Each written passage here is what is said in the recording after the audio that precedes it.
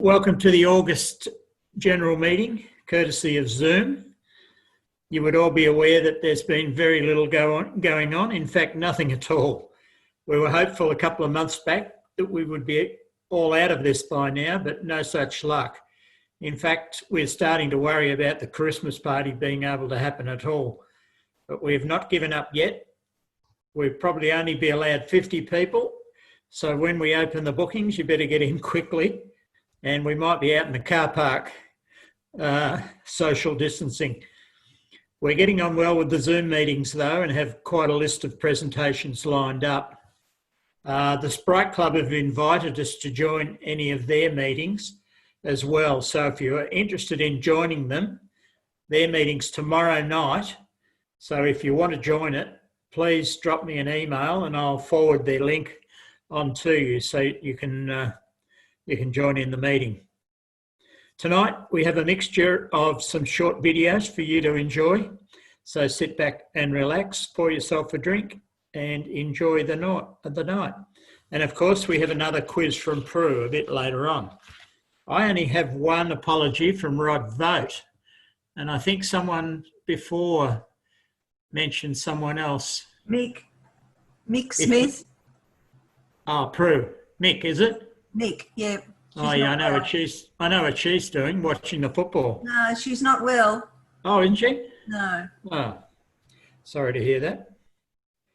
Okay, the previous minutes that were in the magazine, which you would have got about a week ago. So I need someone to move it. If you could just put your hand up, Enid. Thank you.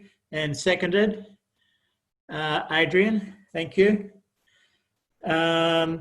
Business arising, progress on the clubrooms wall repair is happening, and there's going to be some alterations to the bar as well. We're actually putting up some sort of mesh arrangement, or I'm not exactly sure what it is, but so that we can lock the bar up, because we have, Chris is suspicious that there is alcohol disappearing, and not at the moment, but when we get back to meetings. So we're going to go to some extra security on that. The live streaming equipment in the club rooms will happen on hold. It's on hold at the moment while there's builders there repairing the wall. But once that's done, we'll be getting that installed. Correspondence in. We have put in an application to the government for a sporting clubs grant, which will go towards the live streaming equipment. The government have opened applications from clubs to apply for a grant if you can prove that it is beneficial to your members. And so Brian has done a lot of work on that. Thank you, Brian. And we've lodged the application to see if we can get some sort of assistance towards our live streaming. Next item is Prue's trivia quiz. So I'll hand over to Prue and let her do her quiz. Okay, well, tonight's quiz is based very loosely on Ripley's, believe it or not. Some of you may remember him. I don't know whether he's still going, but anyway, we'll have a look.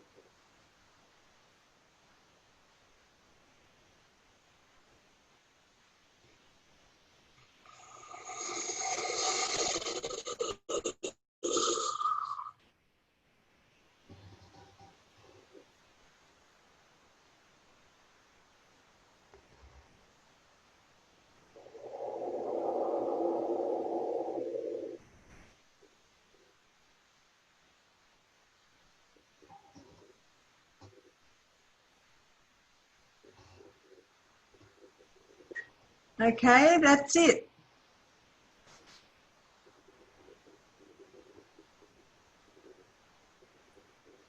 Okay, thank you, Prue. Just to clear up, the one with the fruit salad, is that just a state you've got a name, or? Whatever you think you can. Uh, No, preferably a bit more than just the state. just a state, okay. A bit more than just the state. All right, okay, thank you very much. The financial report, Prue has presented to me, and it'll appear in the minutes, in the report of this meeting in the next magazine. Obviously, though, there's not a lot happening. We're still pursuing the refunds from the rally. I think we're down to, how many have you got to go, Prue? About? No, less. 9, I think. Oh, only 9. Yep. Okay. So we've nearly refunded everyone. Yeah, I sent out 9 reminders and I've already got 6 back. So that's a good start. Okay, so we're nearly finished with that. Yep. Membership from Simon. I'm not aware of any new members. We have had a couple in the last few months, but there haven't been any that I'm aware of at the moment. Social, Gordon is still crossing his fingers, but it's unlikely that there will be much happening for a while yet, the way we're going in Victoria.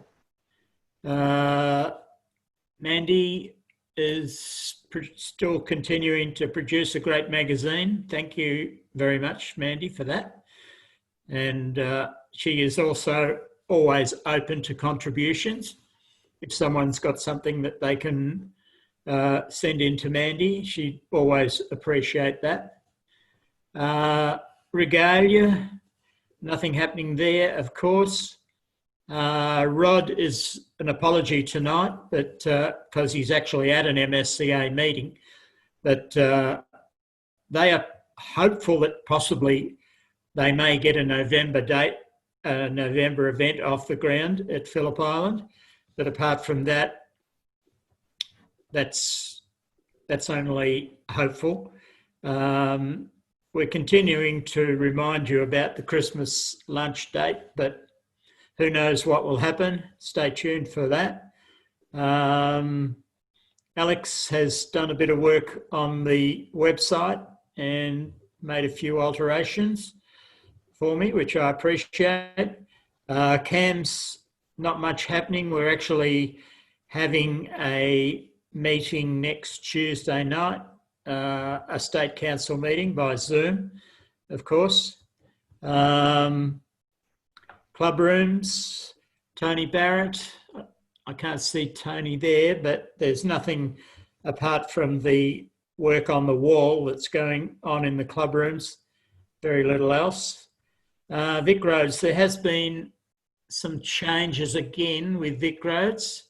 Maybe Brian might tell us something. Yeah, there have been.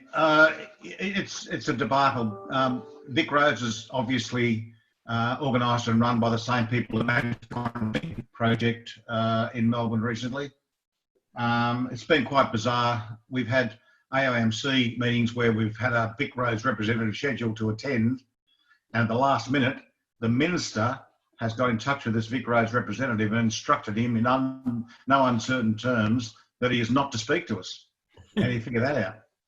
So there was a whole raft of proposed changes that we were warned were coming in October. In the event, there have been some changes, which I'll list in a moment, and they will be in the magazine when you get the next magazine. But several of the changes that were mooted have failed to eventuate.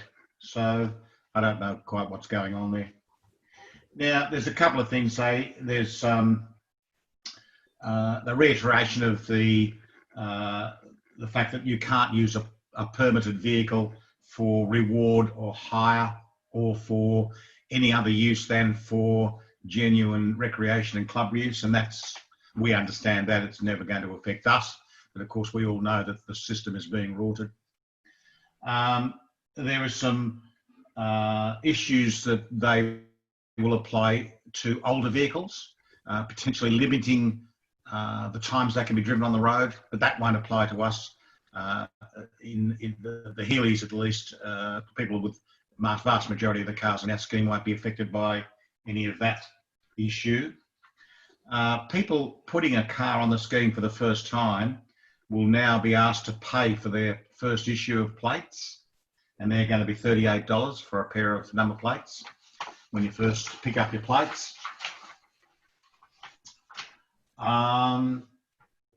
There's some issue about you no longer have to be a financial member of a club, just a member of a club. I'm not quite sure how that works.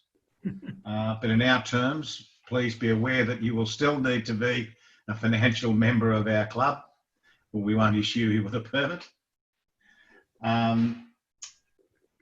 If people now do any changes to their car, to upgrade their car or alter it from the condition it was when it was first put on the permit scheme, you are required now to notify Vic Roads within 14 days. And what does that mean, Brian? Is that actually, what are they trying to achieve by that? Well, what they're trying to achieve is that people, for example, go to a roadworthy issuer and he issues them with a roadworthy certificate, and then they take the car home and put a massive 7-litre Ford V8 motor in it. Right. And they say, well, what? You know, well, no, you've got to tell Vic Roads if you're going to do that. Obviously, it's intended to prevent people driving unroadworthy or dangerous vehicles. Is that retrospective, Brian, or? It's come in as a new regulation. Yeah, well, I mean, we aren't exposed, Prue. Pretty much we keep an eye on the vehicles that are in our scheme. And if we are aware that somebody has a car that is heavily modified, we ask them to get M plates for it, modified plates.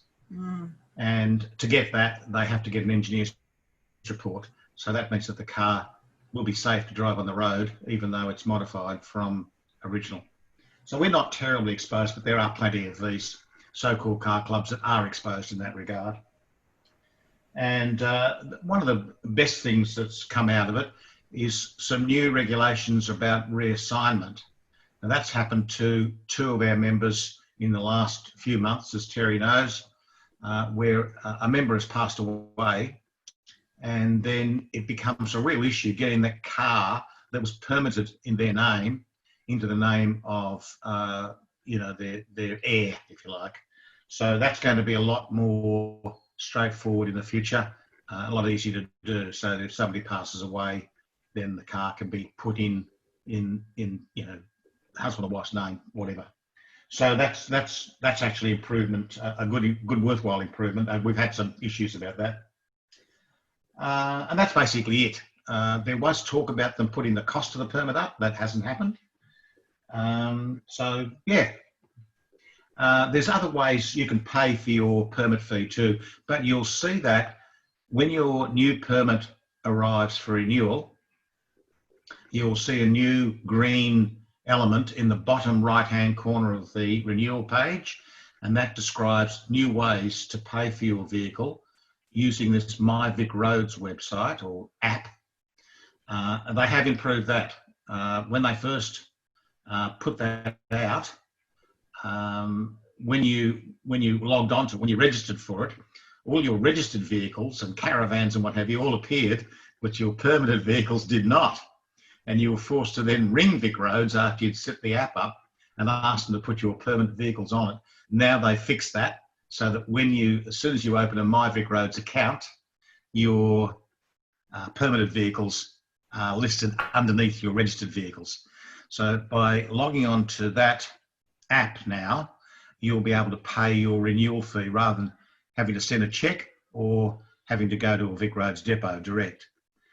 And then they send you a PDF receipt, and then you're required to keep that PDF receipt with your logbook. So that's it, Terry. Thanks, Brian. Okay, that really wraps up, unless that really wraps up the meeting part, the business part of the meeting anyway. So we'll move on to our presentations that we've got tonight, and I'll leave it to Gordon to decide which ones he puts up first. Over to you, Gordon. You can tell us which one you're going to present. Well, the first one will be a series of 3 videos from the National Trust. I'll start those up now.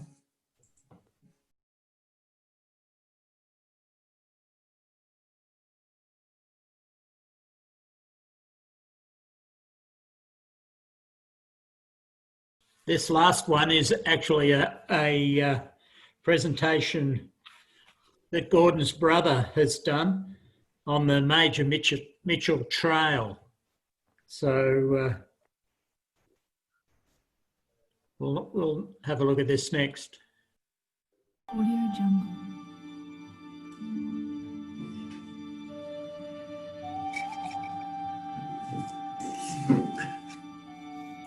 Audio Jungle.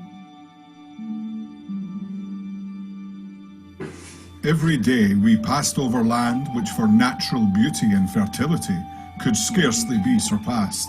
Stately trees and majestic mountains adorn the ever-varying scenery of this region, the most southern of all Australia and the best.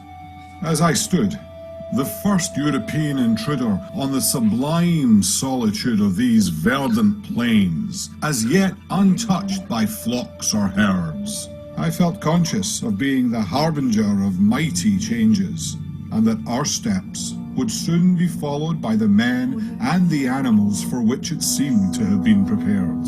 In returning over flowery plains and green hills, fanned by the breezes of early spring, I named this region Australia Felix, the better to distinguish it from the parched deserts of the interior country, where we had wandered so unprofitably and so long.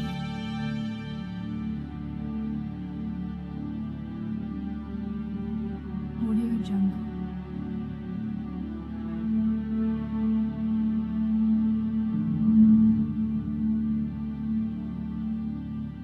Audio Jungle. It's wonderful to reflect back on what Mitchell and his party did back in 1836 and what they discovered. Discovering Australia Felix changed Australia significantly. The farming that went on in those regions and goes on to this day has been of great benefit to this country, not just to Victoria. And it remains to this day some of the most beautiful country in this land. No wonder it's a major tourism region.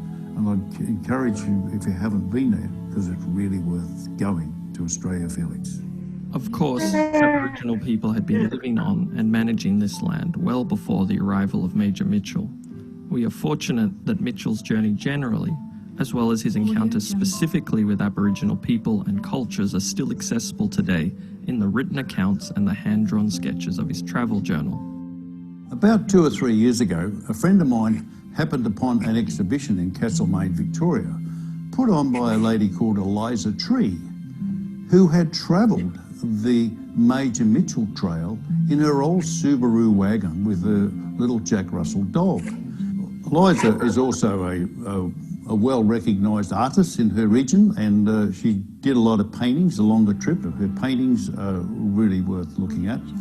At that exhibition that my friend came upon in Castlemaine, he learnt more about this Major Mitchell Trail. He came to me and we decreed that we would ride this trail. As an avid motorcyclist, and you know, I ride an adventure bike these days, which is designed to take you, but not on the highway, just on the highway, but do a bit of off-roading as well. And this trail, when we looked at it, gave us all of those attributes. It was going to be a trip in history, a trip into parts of Victoria that we probably hadn't ridden. I was amazed when I did this trip that it turned out to be one of the best motorcycling trips I've ever done in Victoria, or let's say one of the best trips, whether it be by car or motorcycle.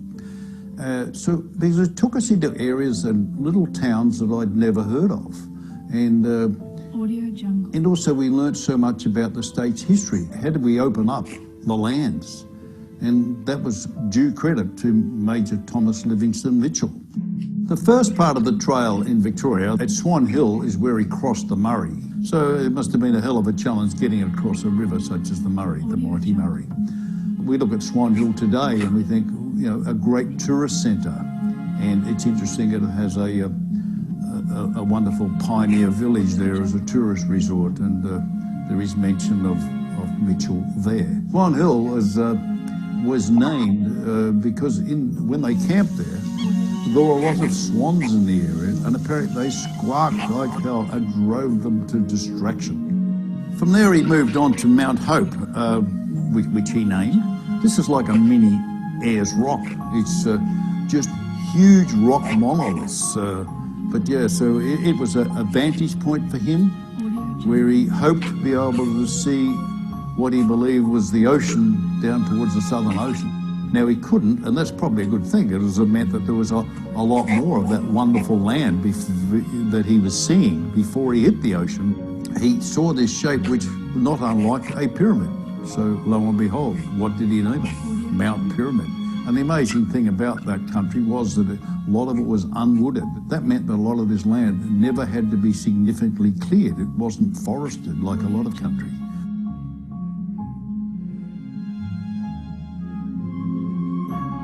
From there he moved on towards the Grampians. He was certainly the first white man to climb those peaks around the Grampians, having climbed Mount William, which is the highest elevation, Mount Zero, which is a lesser elevation, and of course over Arapiles, adjacent to a small village of Natimuc, which has now become a world famous rock climbing site and brings a lot of tourism to the area.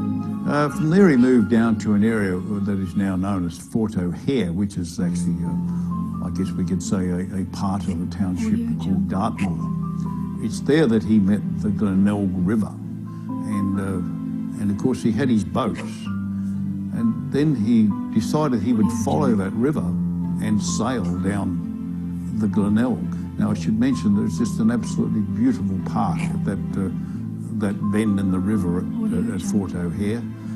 Dartmoor has a wonderful collection of carved trees. Some magician has got there with a chainsaw, and there's just all sorts of animals and people carved into these trees. Sure enough, the Glenelg flowed to the ocean, and he got down to what is now known as Nelson, where there's a significant lighthouse. And so then he's pushed on and to Portland, which is one of our great harbours in the state, once considered to be the capital of Victoria. Lo and behold, on their travels, they saw some buildings in the distance and thought, they look like houses, but no one was supposed to be there. Turned out there were some people there farming, and they were the Henties. When Mitchell and his party met up with the Henties, what a surprise to both groups of people. You know, Mitchell was travelling into country where no white man had stood before, and here was a farming operation. But of course the Henties, they knew they were there without government permission. Major Mitchell also had frequent encounters with the first peoples of this land, often mediated by the Aboriginal guides who accompanied him. His principal guide, with the European name of Piper, originated from Bathurst, New South Wales. Together, they helped the expedition move through different tribal community lands. On his way back to Sydney to report on his wonderful find, he came across another range of hills, and part of that is Mount Macedon, and he decided he would climb that. It is quite a vantage point from the top of Mount Macedon, and in the distance he could see smoke coming from what is now the city of Melbourne. So he could see this small settlement in Melbourne. The farmlands of southwestern Victoria are just amazing. And he named it Australia Felix, which is from Latin, meaning Happy Australia. He called it Happy Australia because there were places we got to, he said, that he believed he was viewing some of the best farmlands in the world. There was a lot of open plains, many rivers for keeping crops and animals alive. I would encourage anybody with an interest at all in our state's history to pursue some information about Mitchell. You can find this information for what happened in Victoria back in 1836. The State Library of Victoria has information, maps, drawings that he's done. He was a very accomplished artist. He was wonderful in the way he could draw both flora and fauna. Who was that, Mark? But certainly to find information about this expedition certainly would be well worth the visit for anybody who has any interest whatsoever. I'd encourage you to go out there and even go out there and say, we're going to do a section of this trail. You'll really be rewarded by what you see. Climb one of those vantage points, climb Mount Hope, have a look out and think about, hey, this is where he stood in 1836. I'm standing in the footsteps of history. And it actually is a very rewarding moment. But to follow the trail, we did it by motorcycle. Eliza Tree did it in her car. I thought recently what a wonderful trip it would be if you had the time to ride a horse and follow that trail. It's just amazing. You know, there are sections of it that you could do by bicycle. There are small sections you could do in a canoe where you come down the Glenelg River. That section of Australia, southwestern Victoria, even through to northeastern Victoria where you finally cross the border, all have proven to be such beautiful farmlands. The townships that have grown up along the trail are just wonderful places to visit. Many of them are very picturesque environments. Australia, Felix, I think was a very apt name.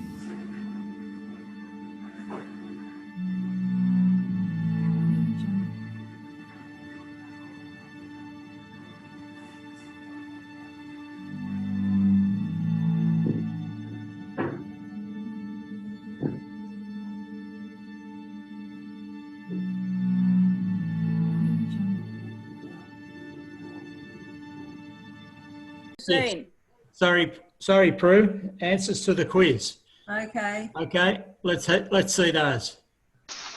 Leave them for the magazine. No. No. Yes. No. No.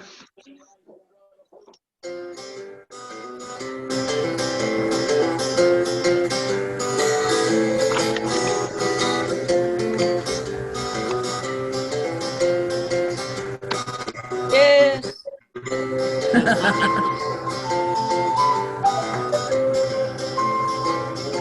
Yes.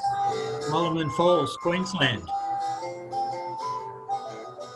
Going well, Enid. I've been to all the places. I've been everywhere. Yes, in Australia. A quokka, Yes. Rottnest Island.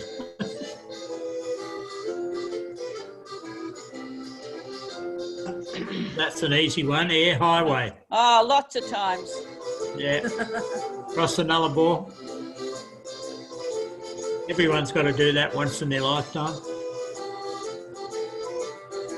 Yuck. High floater. High in the peas.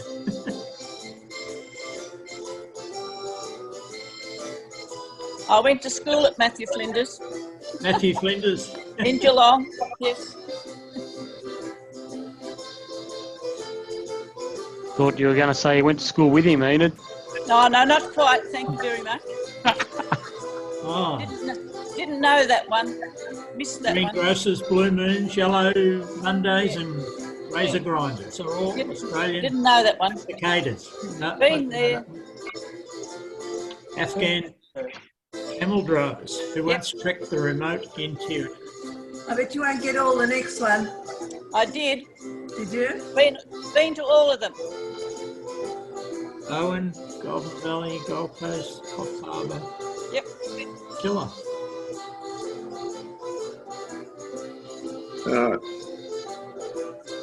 The last one? Oh, Yes. the black box. Yep. Flight recorder. Yes. Well done. You're champion, Enid. Thanks, Prue. I'll send it to you tomorrow. Okay.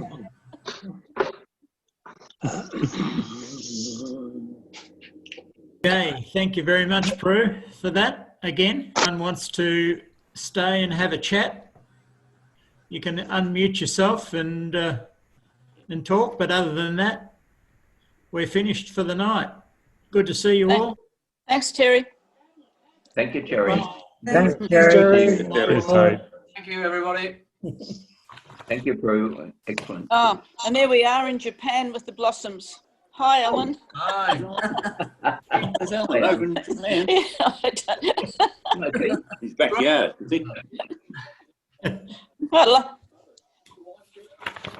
How come it's daylight?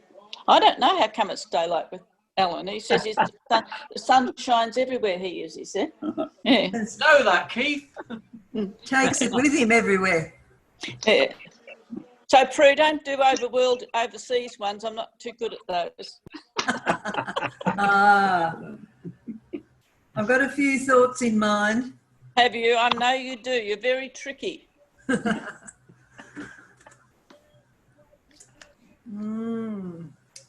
Look forward to seeing you all. Just me talking. How are you, Bill? Excellent. Really good. And We've moved. Have you moved into your new house? We have 3 weeks ago today. Good. We're starting to unpack. And were you near the landslip or the landslide? No, well, we weren't too far away No. 3 weeks ago, but we're a long way. We're 4K away now. Are you right? Whole Which way? 4K. South? So how's Carol? She's fine, yes. Yeah. Everything's going well. Oh, good. Yeah. We're very happy on a flat block of land. Oh, right. Okay, I'm saying good night, folks. Good night, Prue. Hi, Prue. Excellent, Prue. Thank See you you. next time. Well done, everybody. Yeah. Yeah. Oh, God, now he's in the snow you back in now. the Snow. You get around, don't you? Yeah, you do. Good night.